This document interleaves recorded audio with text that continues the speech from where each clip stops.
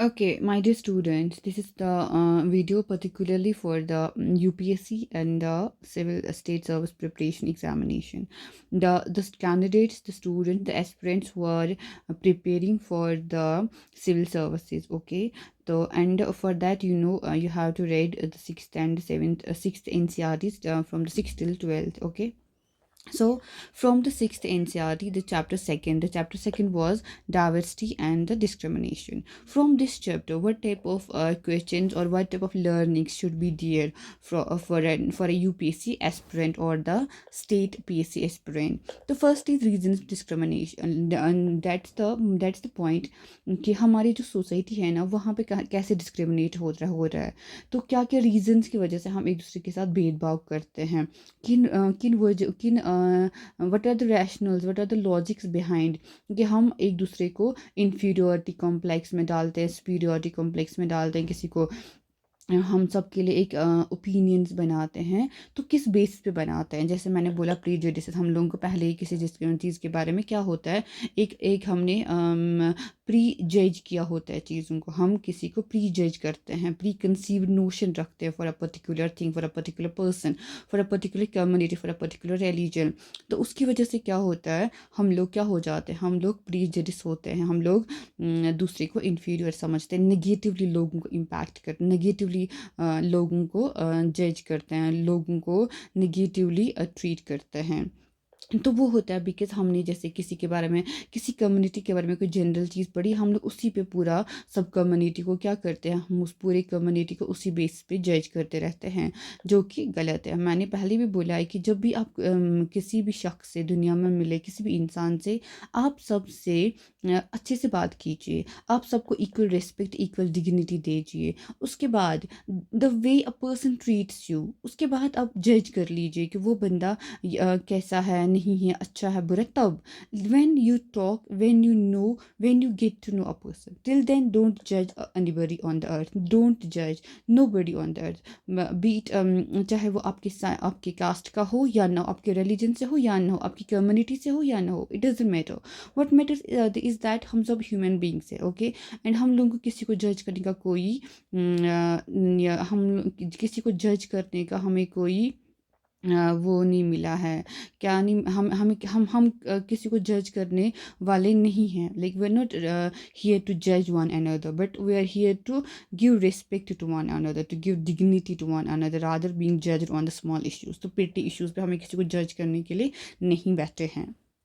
तो जजमेंट्स के लिए उसके लिए हमने कोर्ट्स रखे हैं, who are there to resolve the conflicts and find the resolutions. Okay, तो यहाँ पे पहले हमने क्या पढ़ा कि हम लोग डिस्क्रिमिनेशन के बेस पे कब आते हैं, जब हम लोग प्रीजुडाइज होते हैं किसी इंसान के बारे में, किसी चीज़ के बारे में, या किसी कम्युनिटी के बारे में, किसी रिलीजन के बारे में। उसके बाद हम स्टीरियोटाइप्स बनाते हैं कि अगर तुम लड़की हो तुमको ऐसा ही रहना है, तुमको जेंटल ही रहना है लाइफ टाइम, तुम लड़की काम नहीं कर सकती, लड़की लड़की हस्बैंड को कुछ बोल नहीं सकती है, आपको आपको राइट नहीं है हस्बैंड को बोलने का, जो हस्बैंड बोलेगा वही सब मानना है, जो तुम्हारी सोसाइटी कहती है वही करना है, तुम्हारा कोई personal opinion, personal talent, personal abilities तुम्हारी कुछ नहीं है। तो इसको कहते हैं स्टीरियोटाइपिंग करना। ये गाँव के लोगों को कुछ नहीं आता, ये शहर के लोग ये सब लेजी होते हैं। इसको कहते हैं किसी इंसान को पर्टिकुलर इमेज में क्या करना, फिक्स करना। तो वो हमको नहीं करना चाहिए। There is no stereotyping. हर एक इंसान इंडिविजुअल, हर इंडिविजुअल एक स्पेशल होता है और उसकी एक स्पेशल एबिलिटीज़ होती है। एंड देन इनइक्वालिटी जो हमारी सोसाइटी में बिकॉज ऑफ द कास्टिज्म है, बिकॉज ऑफ द पुअरिटी है, because of the other things है इन अवर या पोलिटिकल जो भी और इनइक्वालिटीज़ है हमारी सोसाइटी में, तो उसकी वजह से जो हमारे क्या होता है, भेदभाव होता है। देन द डाइवर्सिटी में आपको पता है हम लोग कितने डिफरेंट है। 28 स्टेट्स है, 28 कल्चर्स है, 28 ड्रेसेस है, 28 फूड्स है, 21 क्लोथ्स है, 28 फेस्टिवल्स है। तो हर फेस्टिवल को इक्वल रिस्पेक्ट है, हर रिलीजन को इक्वल रिस्पेक्ट है। Then there is the SC/ST issue, जो मेन हमारा है ना, द कास्ट का इशू, जो कास्टिज्म इंडिया में है, जो बहुत आपको सीरियसली पढ़ना है। एंड उसमें भी जो दलित्स है ना, उनको कितना प्रॉब्लम है। ओके, जैसे हमारे जो कॉन्स्टिट्यूशन में SC/ST के लिए रिजर्वेशन है। ओके, तो SC/ST के लिए जो रिजर्वेशन है ना, उसमें क्या हमने लिख, जैसे इसमें दलित्स आते हैं, महादलित्स आते हैं, इसमें ट्राइबल्स आते हैं, इसमें शेड्यूल्ड कास्ट, इसमें शेड्यूल्ड ट्राइब्स आते हैं। इन दोनों के लिए एक कॉन्स्टिट्यूशन में प्रॉपर जो आर्टिकल्स दिए गए हैं, एक तो इनके लिए जो आर्टिकल्स हैं और इनके लिए जो शेड्यूल्स हैं वो आपको सारे पढ़ने हैं। Articles about the scheduled caste and the scheduled tribal, ये आपको अच्छे से पढ़ना है। जैसे शेड्यूल 5 में है शेड्यूल कास्ट के बारे सारी जो शेड्यूल कास्ट है शेड्यूल ट्राइब्स के बारे में शेड्यूल 6 में आता है, ठीक है। तो जैसे उसमें AMTM के बारे में आता है, तो ये आपको पढ़ना है। जो 4 स्टेट्स है जिस पे प्रेसिडेंट ये सबको वो ऑटोनॉमस डिस्ट्रिक्ट काउंसिल्स बनती है शेड्यूल ट्राइब्स में, तो you need to know that. तो इस बेसिस पे आप ये सब आपको ये सब बनाना है, टॉपिक्स आपको पढ़ने हैं। जैसे आपने यहाँ पे थोड़ा बेसिक समझा, ठीक है। अब आपको जाके पॉलिटी खोल के आपको क्या नाम है इसका कास्टिज़म, जैसे हिस्ट्री का जो हिस्ट्री का बुक है उसमें जो कास्टिज़म है उसमें आप अच्छे से पढ़ना है प्रॉपरली, दलित्स का पूरा सारा चीज़, फिर उसके बाद SC ST का पूरा रिजर्वेशन सब कुछ पढ़ना है। एंड उसके बाद हमें क्या करना है, हमें स्ट्राइविंग फॉर द इक्वालिटी है। अब हमें कैसे इस सोसाइटी में क्या लानी है, equality, striving for the equality. जैसे कि अब आप कल DM बनेंगे, ठीक है, कल आप SDM बनेंगे, तो आपको अपनी सोसाइटी में क्या लानी, इक्वालिटी लानी, आपको इन चीज़ों पे काम करना है। लेकिन वो आप कैसे कर पाएंगे, जब आप जान पाएंगे कि हमारी सोसाइटी में इनइक्वालिटी क्यों है, किस बेसिस पे है।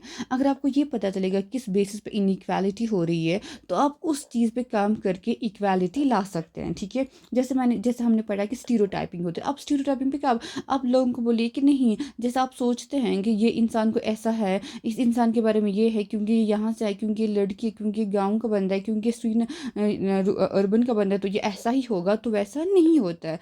तो इन चीज़ों पे आपको बड़े बड़े हॉराइजन्स पे काम करने, जब आप जैसे आपको कोई डिस्ट्रिक्ट मिलता है तो आपको इन चीज़ों पे काम करना है। इनइक्वालिटी जैसे कास्टिज्म है, सोशल इनइक्वालिटी या इकोनॉमिक इनइक्वालिटी है, यू नीड टू फाइंड कि मतलब लोगों के लिए कैसे, जैसे अब अनएम्प्लॉयमेंट बहुत है इंडिया में, तो आपको कैसे इस चीज़ को दूर करना है, उसके लिए आपको क्या काम करना है, कैसे आपको लोगों के लिए एम्प्लॉयमेंट जनरेट करनी है। तो हर एरिया की एक स्पेशल क्या होती है, एक हर एरिया की एक स्पेशल जो होती है ना, स्पेशल टोपोग्राफी होती है, स्पेशल रिलीफ होता है। तो उस रिलीफ बेसिस पे आप बता सकते हैं कि यहाँ पे एक फर्म लग सकती है कि नहीं, यहाँ पे एक हम कंपनी ला सकते हैं कि नहीं, यहाँ पे अगर हम ये वाला क्रॉप उगाएंगे या इसका हाइब्रिड उगाएंगे तो इससे लोगों को क्या मिलेगा, फ़ायदा मिलेगा, तो फार्मर्स को फ़ायदा मिलेगा। तो आपको सोचना है दैट टाइम, जैसे जब एक ऑफिसर बनते हैं, जब हम लोग ऑफिशियल लेवल्स पे लोगों के लिए काम करते हैं, तो हम लोग पहले क्या जानने की कोशिश करते हैं, लोगों के प्रॉब्लम्स को जानने की कोशिश करते हैं, हम सोसाइटी के इश्यूज़ को जानने की कोशिश करते हैं। जब हमें वो इशू समझ आता है ना, उसके बाद हम उस पर क्या करते हैं, उसका सोल्यूशन निकालने का कोशिश करते हैं। ओके, तो this is how the things work for an officer. फिर होता है कॉन्स्टिट्यूशन, जैसे फिर कॉन्स्टिट्यूशन में कैसे इक्वालिटी पे जोर दिया गया, जैसे हमने राइट इक्वालिटी आपको अच्छे से पढ़ाया था। उसके बाद उसमें जो सेक्युलरिज्म है, जैसे कि असम जो स्टेट है ना, that is divorce from the religion, ठीक है। स्टेट को रिलीजन से कोई मतलब नहीं, वो कभी इंटरफेयर नहीं करेगा इन द रिलीजन। तो अब इसके बारे में और पढ़िए कि सेक्युलरिज्म जैसे हमारे प्रियम्बल में भी है, ठीक है, कैसे वो आया 44th अमेंडमेंट से आया, ठीक है, इंदिरा गांधी के बाद। तो आपको वो अच्छे से पढ़ना है कि सेक्युलरिज्म कैसे आया। पहले ही सेक्युलरिज्म इंडिया में फंडामेंटल राइट्स में तो दिया गया था, तो फिर भी प्रियम्बल में उसको डाला गया। तो प्रियम्बल में जो उसमें भी इंपॉर्टेंट है कि जो vision and goal of our leaders था, जिन्होंने ड्राफ्ट किया द कॉन्स्टिट्यूशन, जिसमें doctor Ambedkar, B R Ambedkar, he was the father of the constitution, great leader of the constitution, and उसने दलित्स के लिए बहुत काम किया। You need to write that and you need to find कि जितना आप इसको चीज़ को पढ़ेंगे ना, जितना आप इस चीज़ के बारे में लर्न करेंगे, सोचेंगे ना, देखेंगे ना, रीड करेंगे ना, उतना आपका क्या जो विजन है ना वो बढ़ेगा, उतना आपका जो हॉराइजन ऑफ थिंकिंग है ना वो बढ़ जाता है। एंड उतना आप कल अच्छा पॉलिसी मेकिंग या कल आप अच्छा एग्जीक्यूशन ऑफ पॉलिसीज़ कर पाएंगे। एंड कल आप बेटर जो है ना प्रॉब्लम सॉल्वर्स बना सकते हैं। कल आप एज अ ऑफिसर एक बेटर प्रॉब्लम सॉल्विंग का काम कर सकते हैं कि अब जो करंटली प्रेजेंटली जो हमारी सोसाइटी में इनइक्वालिटी एग्जिस्ट करती है, be it because of the economics status या because of the social status, तो आप उस पर काम कर सकते हैं। तो ये ऐसा क्यों बन रहा है, क्यों नई मतलब अनएम्प्लॉयमेंट क्यों इतना जनरेट हो रहा है इंडिया में, क्यों हमने कहाँ पे छोड़ा है जो हमें काम करना है, जहाँ से हम इश्यूज़ को सॉर्ट एड्रेस कर सकते हैं। तो ये जब आप ये सब चीज़ें पढ़ेंगे ना on the bigger horizon, bigger canvas, तो आपको चीज़ों के सॉल्यूशंस पता चलेंगे।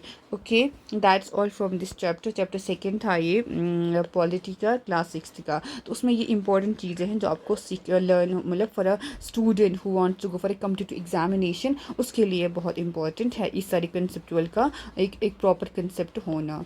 That's all for today, thank you so much.